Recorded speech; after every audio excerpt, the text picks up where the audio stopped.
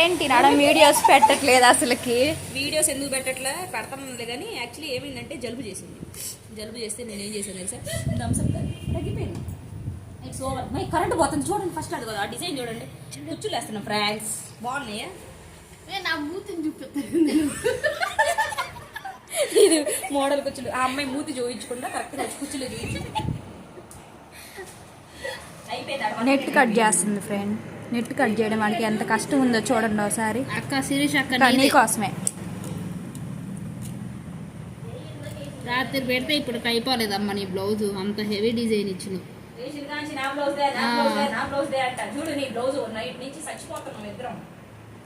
ఎలా ఉంది ఎక్స్పీరియన్స్ గౌతమ్ అక్క?